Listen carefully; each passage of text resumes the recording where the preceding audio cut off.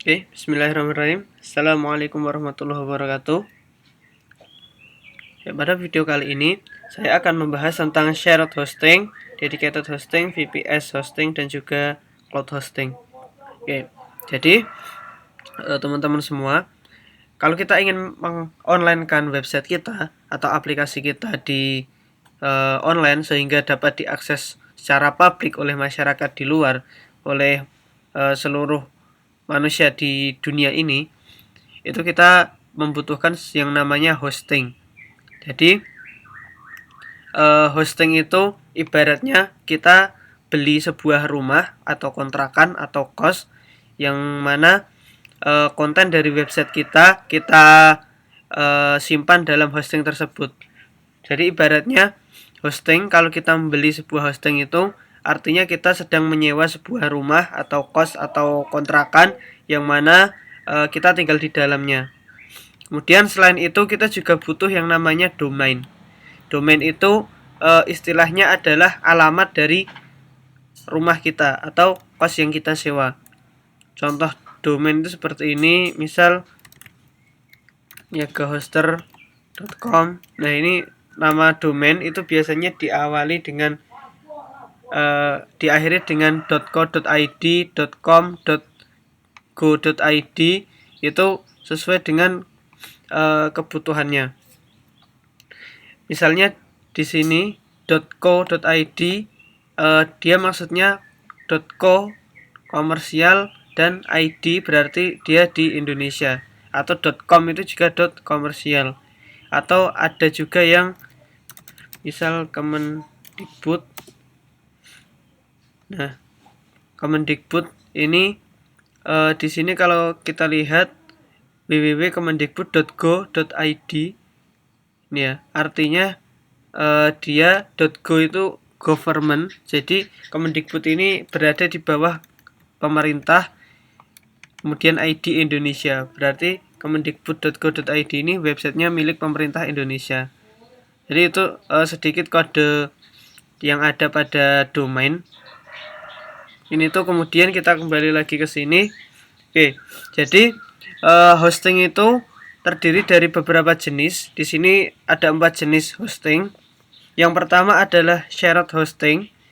Ibaratnya shared hosting ini, komputer yang di sini itu adalah suatu kontrakan yang kita sewa. Kemudian kita menyewa kontrakan itu hanya satu kamar. Jadi kalau di teman-teman lihat di sini kan ada banyak website atau aplikasi yang mana ini adalah kamar-kamar dari kontrakan tersebut, ada beberapa kamar. Misal kita menggunakan shared hosting, kita hanya menyewa ini satu kamar. Jadi ibaratnya ada sebuah server fisik, kemudian kita menyewa satu kamar pada server tersebut untuk mengupload website kita. Oke, itu shared hosting. Nah, shared hosting ini memiliki kelebihan yaitu mudah digunakan dan juga murah. Mudah digunakan kenapa? Karena konfigurasi pada shared hosting ini sudah dilakukan oleh provider atau penyedia hostingnya. Kita sebagai user atau yang membeli hosting tersebut tinggal memakainya tanpa perlu mengkonfigurasi lebih awal, atau kita tidak perlu mengkonfigurasi apapun, kita cukup memakai kamar-kamar yang ada di sini atau hostingnya. Oke. Tapi ada juga kekurangan dari shared hosting ini. Yang pertama, kekurangannya karena ini kan dalam satu server fisik kita hanya diberi satu kamar ya, sehingga kita tidak bisa memiliki akses ke root directory atau ke server secara umum. Kita hanya dikasih akses ke kamar, tapi kita tidak ada kunci rumahnya. Ilustrasinya seperti itu. Kemudian ada kelemahan yang lain, yaitu jika misal seperti ini, kita sewa kamar 1, kemudian website kita bisa berjalan dengan lancar. Kemudian yang kedua, ada seseorang yang menyewa kamar 2 dan kamar 3 dan lain sebagainya. Ternyata website dari mereka itu membutuhkan performa yang tinggi. Nah, dia seperti itu bisa jadi website kita nanti performanya akan turun karena kita saling berbagi resource atau berbagi sumber daya dengan website yang lain.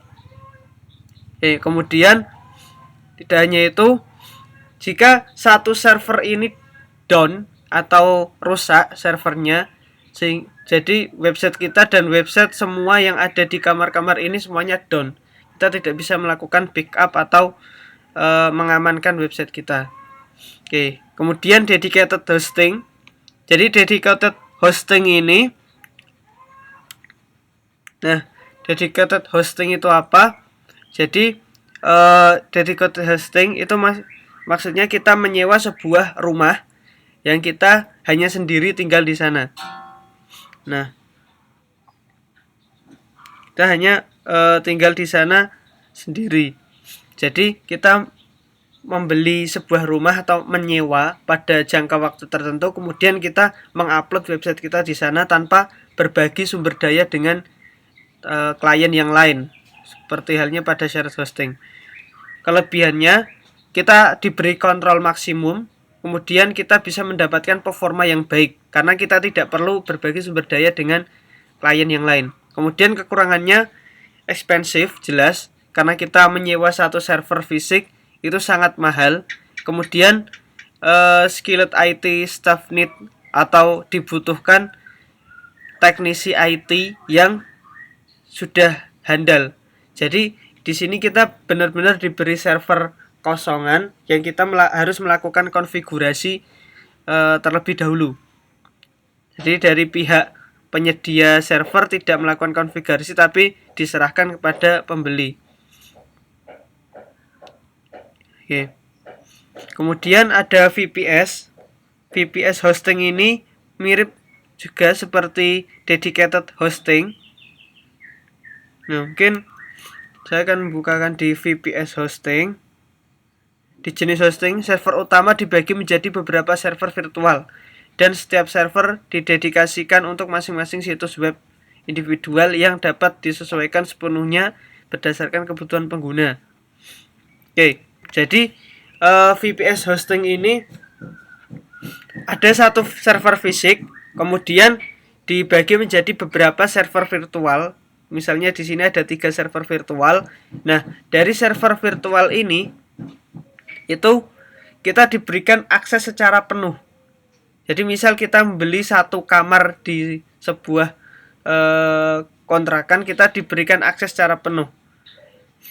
Mulai dari root server access, kemudian secure environment dan konfigurasi lainnya. Lalu apa bedanya dengan shared hosting? Kalau shared hosting kita hanya diberi akses pada satu kamar ini, kemudian konfigurasinya sudah dilakukan oleh penyedia server atau providernya. Tapi kalau di VPS kita diberi satu kamar full yang di situ masih kosong yang harus kita konfigurasi terlebih dahulu. Kelebihannya kita diberi akses root server access, kemudian kita juga diberi keleluasan atau kebebasan untuk mengkonfigurasi keamanan atau membuat environment lingkungan server kita sendiri. Kekurangannya jelas lebih mahal dibandingkan dengan shared hosting. Mungkin itu yang jadi kekurangan dari VPS. Kemudian ada cloud hosting. Nah, cloud hosting ini mirip dengan VPS, hanya saja cloud hosting ini kalau kita lihat ilustrasi di sini, itu ada beberapa server fisik. Misal di sini ada 5 server fisik. Ini bisa digunakan untuk satu website atau satu aplikasi. Jadi ibaratnya kita menyewa sebuah apartemen. Di situ ada beberapa rumah yang kita bisa gunakan untuk menyimpan satu website. Cloud hosting ini sistemnya jadi walaupun di sini misalnya ada 5 server server fisik, itu divirtualisasi sehingga bisa menjadi satu server. Mungkin penjelasannya lebih di sini ya. Melalui server jarak jauh dengan tanggung jawab yang berbeda. Dengan demikian, jika satu server memiliki masalah, server lain akan mengambil alih.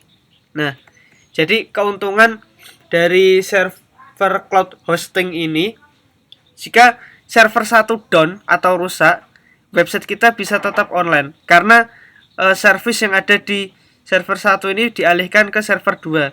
Server 2 down bisa dialihkan ke server 3 dan lain seterusnya, dan itu tanpa campur tangan manusia, jadi dilakukan secara otomatis. Oke, kemudian kelebihannya server scalability. Nah, enaknya kalau cloud hosting itu, misal kita baru buat landing page, kita butuhkan spesifikasi server yang rendah, tapi pada suatu hari sudah 1 tahun bisnis kita berjalan, misalnya kita dari landing page itu menjadi toko online atau e-commerce, tentunya kita perlu server yang lebih besar. Kalau menggunakan shared atau dedicated atau VPS biasa, kita perlu membeli lagi. Tapi kalau di cloud hosting, kita hanya perlu menaikkan speknya. Walaupun pasti ya biayanya bertambah, hanya saja dia scalable. Jadi tidak perlu beli VPS lagi atau beli server lagi, kita cukup menaikkan range-nya. Dan ini bisa dilakukan secara drag and drop.